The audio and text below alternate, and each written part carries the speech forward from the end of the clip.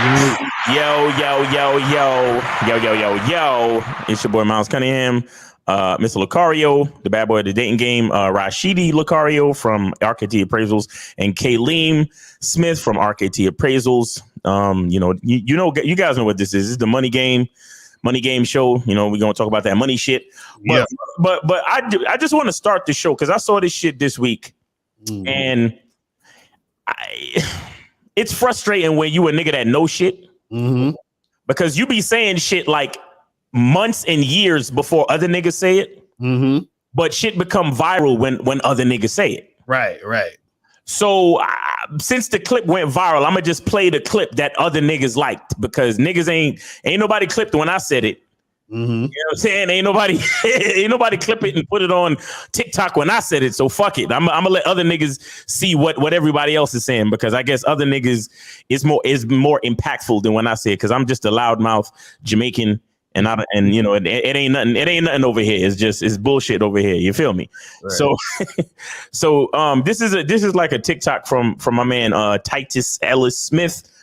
And he always be doing these like conservative posts. He's like a Trump supporter and a conservative politically and shit like that. But just to refresh our memory, there a while back when we first started this fucking podcast, I said to niggas, I said, yo, holla at RKT Appraisals, get your life insurance on, right?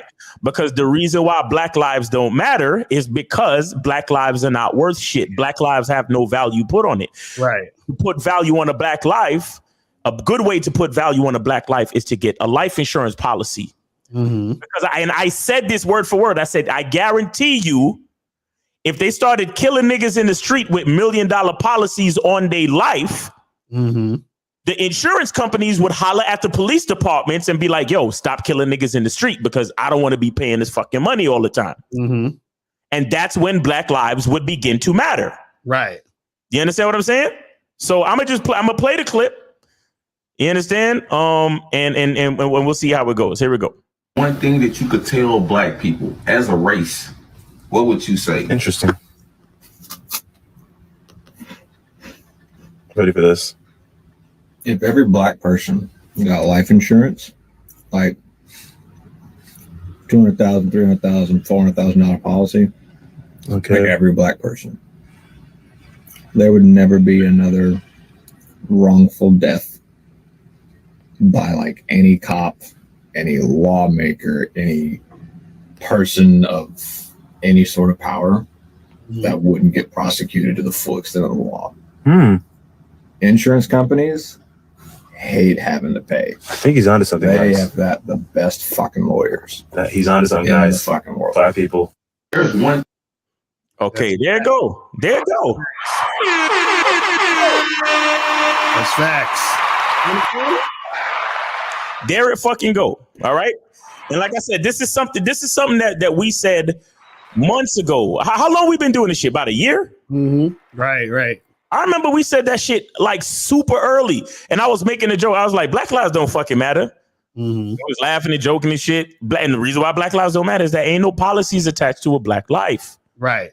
You know what I'm saying? But if we all fucked around and got policies, if every time a new nigga was born, we was like automatically, because one of y'all got a cousin in the family that sells some fucking insurance. Let's be honest. Right. Every last one of y'all got some motherfucking in your family or your friends or somebody that you know that sells some insurance.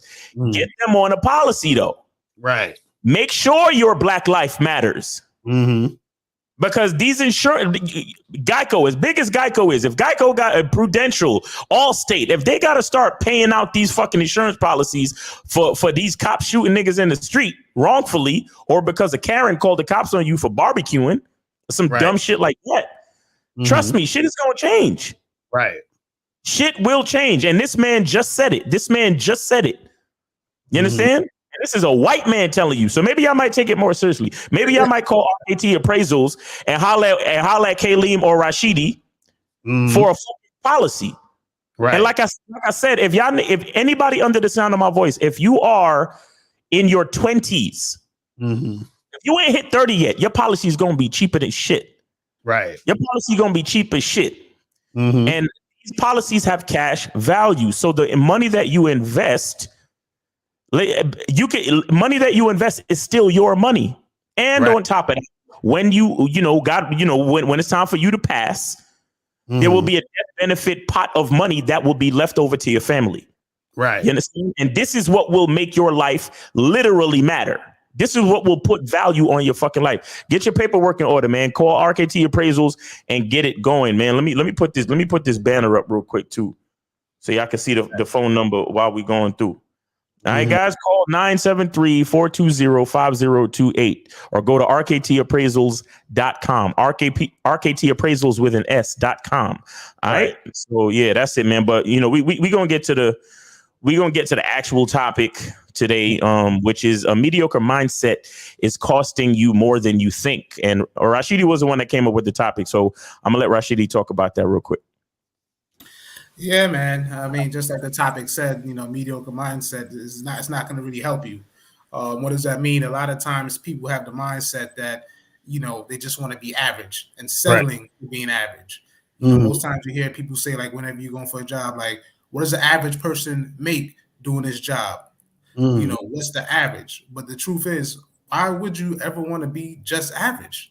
You know what I mean? Like, why would you want to get the average pay of anything? Why would you want the average of anything? I mean, it's a common saying and it's a common mindset. But the point of it is you got to get out of that, because at the end of the day, perfect example, I was in my real estate class and, we were going over some stuff. And that's the number one question. That's actually rated the number one question. What they ask a brokerage firm is, what does the average realtor makes? And he broke down the math and he said to the person on the other side, he said, why would you want to be average? What, you want to be exceptional, make all the possible money you can? If you go in trying to be average, it's not the right business. And the point is, you want to apply that to your life, though, because if you do everything average, then you're always going to be average or actually below average. And that affects everything in life, all your money, everything. If you go into a job, looking at a job like, all right, so you paid $50,000, you should be going to that job like, after you see that number, is that it? Can I get more? I'm gonna ask 57. Right. But if you have an average mindset, you're gonna be like, oh, 50? All right, I'll take that. And if they offer you 45, you're like, I'm just a little bit under average, so I'll take that. But the point is, if you had the right mindset, you wouldn't even be putting yourself in that position. And you're already losing automatically by always putting yourself as an average person when you deal with everything in life as an average thing. Facts. Real shit. I mean, I feel like we train to be average. It's not, it is a mindset, but you got to realize it's conditioning too. So, like, even from since we were all kids, right? We weren't taught to grow up and run our own business. We were taught to grow up, go to school, right? You sit in the classroom for about 8 hours, right? You're told when to eat lunch. You're told when recess is going on. You're literally taught what time to go to school and what time to come home from school. You're taught when to go to bed. You're also taught that, if something is too expensive, don't touch it, don't buy it, leave it alone. So the mindset, right? It's conditioned. So you have to go. So when a person is quote unquote average, a part of it is the conditioning, your upbringing. That's part of it. But then at some point you have to have a level of accountability and a responsibility to kind of bypass that, right? The reason why most people become average is because it's easy to be average. It's easy to be normal, right? When you get frowned upon when you're weird or you're abnormal, quote unquote, like you're crazy. These are the geniuses for the future, but because frown upon these things, now average is okay. Average is safe. Average is, quote unquote normal. That's why a lot of times people are okay with being average. Right. Because it's so easy to be average. It's so easy to be normal. It's comfortable. And part of it, like I said, it's not their fault, but a part of it, like I said, is some level of accountability and responsibility. So it goes hand in hand. It's 50-50 in my opinion. Yeah, that's some real shit that you said, that the average is the normal, it's the safe thing. So a lot of people do that or be in that sort of mindset because it's safer. It's because it's the route where you go down that path and no one's gonna really challenge you or look at you funny or even give you any type of resistance, because that's if you're doing everything that everybody else is doing, then what's going to happen is that you blend in, and then therefore, since you blend in, you don't have to deal with what goes on with being outside of that type of vibe. If you're actually a person who's above average, a person who has other things, other skills going on and everything like that. So that mediocre mindset, you know, when it comes to like dealing with money, right? It'll keep you in a certain, you know, like tax bracket, or keep you in a certain type of like, you know, place, because you don't really understand how far money can go. You understand? Or you don't really understand like how much people are actually making out here. So I think what's interesting is there's times where I found out like, oh my God, this person's actually making this amount of money, or this type of person is able to have a business that gets them this amount of money. And it's just like the fact that you might not necessarily think about that is because you're caught up in the average mindset. You feel what I'm saying? The fact that that would like shock you or bring shock to your system, you're like, oh shit, this is really happening, because in your brain, you don't really look at it in that way. And then it also points out the other things that surround you that you don't necessarily think about. Because you say, like, for example, a person might take the train every morning, but then they don't say to themselves, well, who fucking is making the money in the MTA? Like, who owns this shit? You understand what I'm saying? Like, who's the person that's like, you know, making this all happen? You know what I mean? And I think a lot of people don't think that way because they're so caught up in their own average mindset that they've been even programmed to not have to think about that. You know what I'm saying? You know what I mean? Because like nobody in their family or friends around them are doing those type of things. So then where would they necessarily get the encouragement or the motivation to even think that way? They would have to think outside the box. Right. Then it's crazy. I want to, so, and you know, this has a lot to do with what Kayleen was talking about as far as the way we were brought up. And it's so interesting because the mediocre mindset infiltrated my brain, even though I had the example of entrepreneurship in my family. And I'm explaining. So while I was growing up, you know, I come from humble beginnings. You know what I'm saying? Like, came from a poor Jamaican family. You know, was lucky enough to get to America only because my dad was hustling. And when a nigga say hustling, y'all know exactly what I'm saying. We don't need to talk about nothing more than that. Mm-hmm. But was able to get me and my mom's from Jamaica to the United States. Mm-hmm. And then when he realized that, you know, that the hustling was a dead end, then we had to move down into even more humbler beginnings, right? Mm. But then, you know, my mom was creative. She saw resources that we could utilize and put my dad onto some shit and told him, like, you know, kind of reminded him about his own passions and talents. Right. Was able to use the resources to fund those passions and talents. Mm. You know, and just as a small description, you know, so Jamaicans, we have certain drinks that we like that include, like, a major ingredients of those drinks would be like oats and milk and shit like that. Mm. And my mom realized that she could take the WIC and welfare checks and buy extra milk and oats and certain other things, right, to use in the ingredients of the things that my father was able to make as an entrepreneur.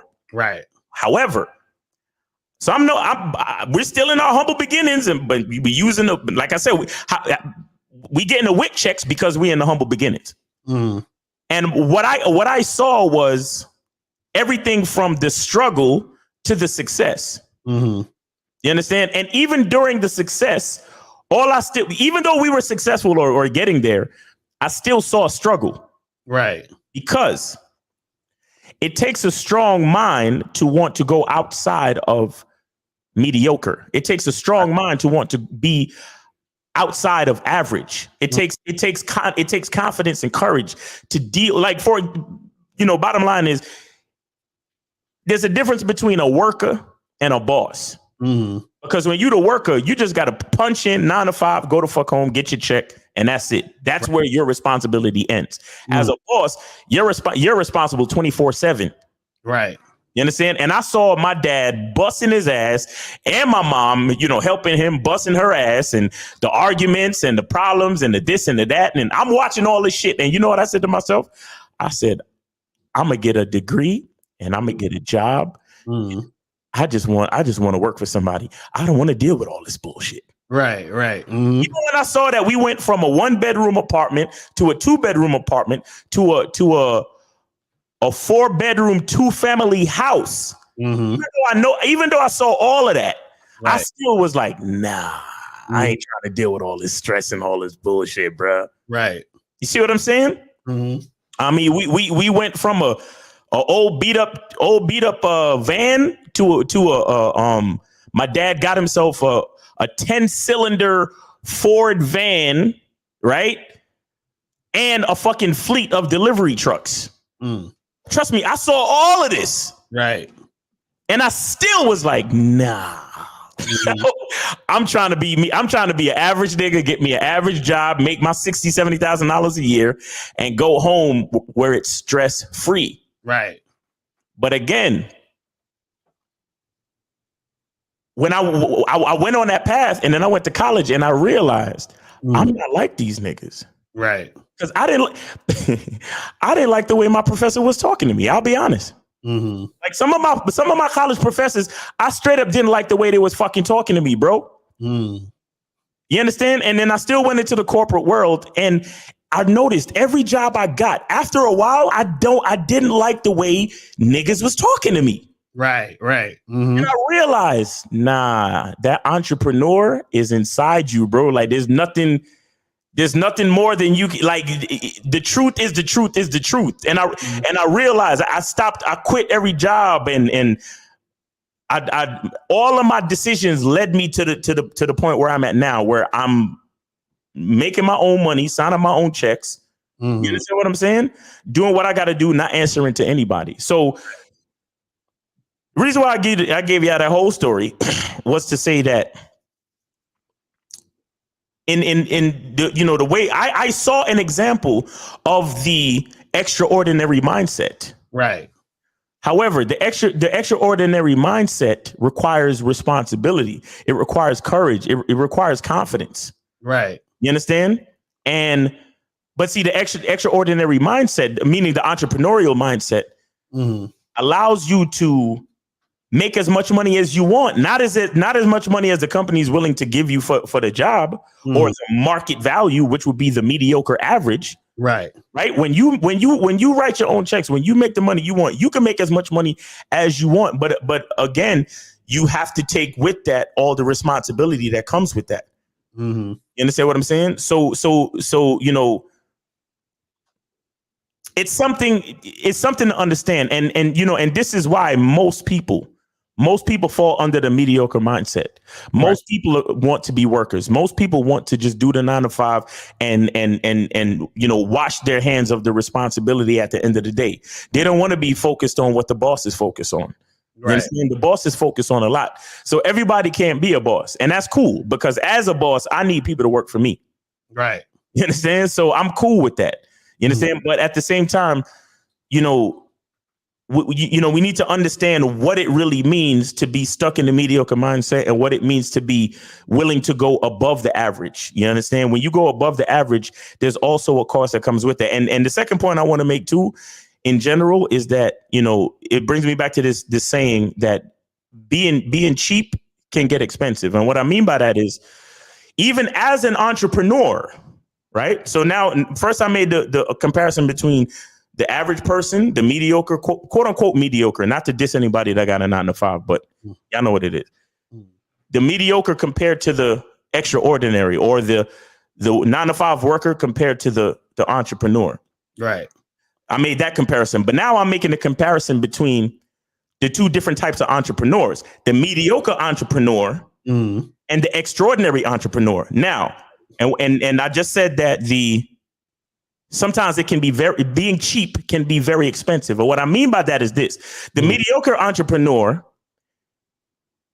he's willing to do the work, but if he makes some money, he's unwilling to put some of that money into marketing. He's unwilling to like hire some people to do some of the day-to-day, logistic steps that it requires to run business. Like for example, like a mediocre entrepreneur will buy houses, right? And try to manage all of them himself. But what would the extraordinary entrepreneur do? The extraordinary entrepreneur will realize that, listen, I'm better off using my time to acquire more properties. So here's what I'm going to do. I'm going to acquire properties and I'm going to hire a property manager. You understand what I'm saying? And so that'll allow me the free time to acquire more property in more states and shit, even internationally, if possible. And internationally, I could get more property managers to manage those properties all around the world. And I could just keep replicating that process. Of course, it's more responsibility. But again, that's what the extraordinary or the above average entrepreneur is going to do. He's going to pay more money for marketing. He's going to pay more money for more employees and managers and people to help him with the tasks and processes in his business model that can be replicated easily just by bringing in personnel or by paying more money for marketing and so on and so forth. The mediocre entrepreneur is going to be so cheap and try to hold on to every dollar that they're not going to put enough money into marketing, and they're going to try to do everything themselves because they don't want to hire nobody.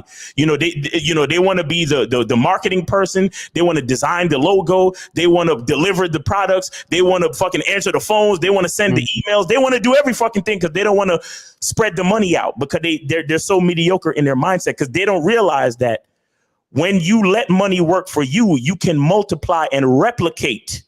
Right. You understand? That's what the extraordinary entrepreneur does. So the extraordinary entrepreneur realizes that it's actually costing you money. That mediocre mindset is costing you money because you don't want to pay for marketing. You don't want to hire other people. You don't want to get managers under you. You don't want to get more employees so you can delegate tasks. So to leave more free time so you can replicate all the different situations that you have. You understand what I'm saying? So again, there is the comparison between the mediocre 9 to 5 and the entrepreneur. And then there is also within the frame of an entrepreneur, there's also the mediocre entrepreneur and the extraordinary entrepreneur. Right. That's some real shit.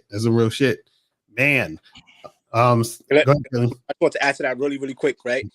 I think you nailed it, right? What you just said, because even from the beginning of the topic of the conversation, when we was talking about life insurance, right? What's the difference between people who know about it and people who know about it? They're originally unified. The people who don't know about it, we always every man for themselves. Right. And that's just the truth. And that's with everything. So then if you doing everything yourself, like Miles was just saying, you're only gonna get but so far. At this point, you're an independent contractor. You can only work but so many hours in one day. At maximum, how many hours per day can you work? At maximum. Right. If like 16 tops. If you do anything more than that, you're killing yourself at this point, right? But then what happens if you got 5 to 10 people working with you? Right. Same amount of hours. Or even if they're not putting in that many hours, point is they're still working with you, right? So then it's you're limitless at that point. And then what happens when your money is working for you versus you're working just for the money? Right. And that's the key trick right there. And that's all from the mindset. That's where it stems from, right? Yes. From mediocre to extraordinary. I just had to throw that in there. Right. That's some real shit. Yeah.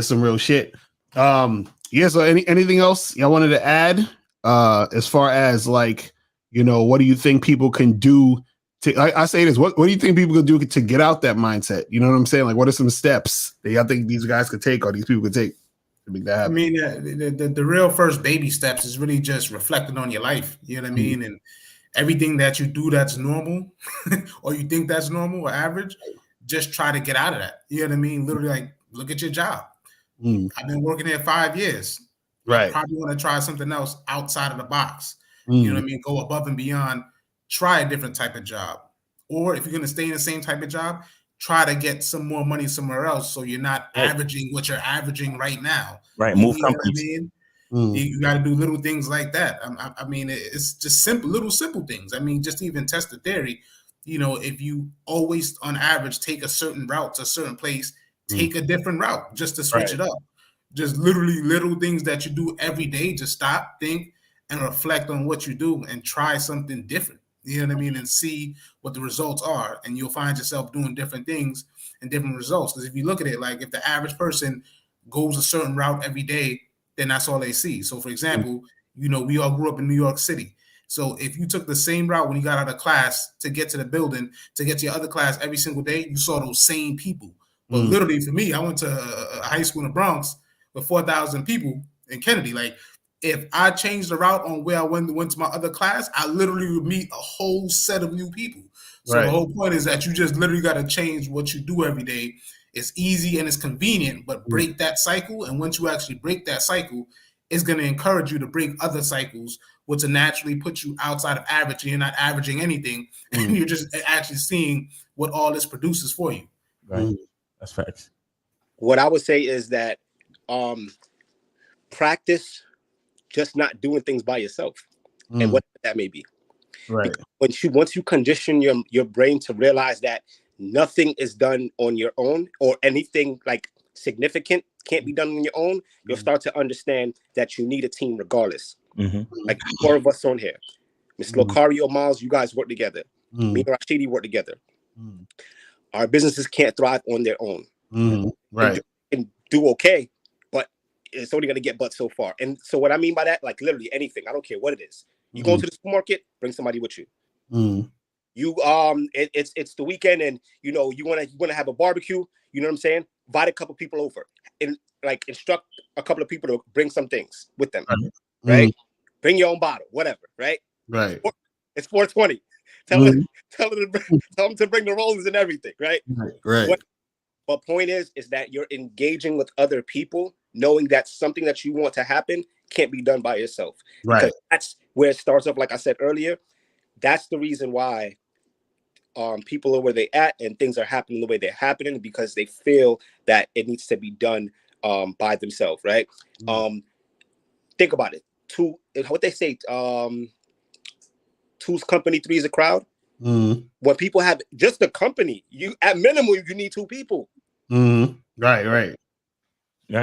Nothing is done by itself. I can get spiritual with you. What did God say? He said, "Let us make man." Who do you think that he was talking about? He's talking about him and his angels. Right. Supreme being. I don't care if you believe in God or not. Anything that you bring to the table, you cannot, like, it's nothing significant will happen on your own. You have to have a team. You have to be able to work with other people in order for a real business to work. I used to work at a restaurant before I got into financial services, right? I couldn't be on register, cook the food, take orders, be in the back prepping, and being downstairs counting money. I can't do it all at one time. Right. I need my crew on the floor at the time to let the business run. Right. That's any and everything. Start practicing working with people. Exactly. Facts. Next, you start finding ways to get money with those people in your former circle, former union. Right. And to add to that, you know, if two's company and three's a crowd, think about it this way. If you provide a service and only you and that and the company, the other person know about it, you only got one person to sell to. Right. But if 3 or more is a crowd, then don't you need a crowd to try to sell to? Right. Like, how they gonna know about your product or service? You understand? That's what it's about. Yeah, I mean, shit. That's why we doing this podcast right now, all 4 of us, right? Because you know, it takes a little bit more to, you know, to get the shit across, to get everything across. Right. You know, Rashidi, Kaleem, you know, they told us about their situation, and we was like, fuck it, let's actually, you know, talk about the rules of this game and also showcase your services to have guys that fuck with us, fuck with you, and vice versa. You see what I'm saying? So it, you know, it is what it is, guys. You know, it's everything is synergy. You know, they call money currency because it's a flow. You understand? So the more we come together, you know, that's a lot of people don't even realize, like, other than religion, the main reason why church is so powerful is because so many people are in one place at one time. That's what it's really about. It's not as much, you know, a lot of people think it's about, like, oh, you know, brainwashing and, you know, religion is this and blah. Nigga, you could get a bunch of people in the same place at the same time and they ask them for each one of them for at least $5. Shit, you and on top of that is tax free, man. Somebody is thinking. You understand what I'm saying? Fuck all that other shit. You could get mad at religion. You could get mad at whatever you want to get mad at. But every time you got a bunch of people that come together, that's powerful. You understand? That's powerful. So, if y'all good, y'all got anything else y'all want to close with? Go ahead, Rafi. I don't know if you want to say something. Yeah, no, I just keep it simple, man. Just get out the average minds and do something different. Yes. That's all I'll say. Different facts. I would. Last thing I would say is definitely call RKT appraisals. Yes. Right? We can definitely help you. Change. Modify your lifestyle and put yourself in a better position to where you and your family could do a lot better for yourselves. Perfect. All right. So, and just to close, I just want to play this shit one more time. So we're gonna play this one more time, real quick. Hold on. One thing that you could tell black people as a race, what would you say? Interesting. Ready for this? If every black person got life insurance, like $200,000, $300,000, $400,000 policy, okay, like every black person, there would never be another wrongful death by like any cop, any lawmaker, any person of any sort of power that wouldn't get prosecuted to the full extent of the law. Insurance companies hate having to pay. I think he's onto something. They have the best fucking lawyers. He's onto something. Yeah. All right, just want to play that shit again real quick. All right. All right, so yeah, man. All the colored folk, if you truly want your lives to fuck all that Black Lives Matter shit, man. That's just activist rhetoric, if you ask me. I mean, yes, it's a good sentiment. I understand. I get the point. But what I'm saying is, if you want to take real action, if you want your life to actually fucking matter, put some money on it. You understand? Put some money on it. And let's not go with the mediocre mindset of, a life insurance policy is too expensive. It's really not that expensive. You understand? And truthfully, it can be as inexpensive or expensive as you want it to be. And the more you pay into it, the more you get out of it, actually. Am I wrong, guys? No, you are absolutely correct. Exactly. So that's what I'm saying, guys. If you're under the sound of my voice, man, go to www.rktappraisals.com or call 973-420-5028. Stop playing around. Allow your life to actually mean something, and let's reduce this police brutality and all of these wrongful deaths and all this type of shit. All right. So it's your boy Miles Cunningham. We got Kaleem and Rashidi Lucario from RKT Appraisals, and we out of here. The truth is inside you. Peace.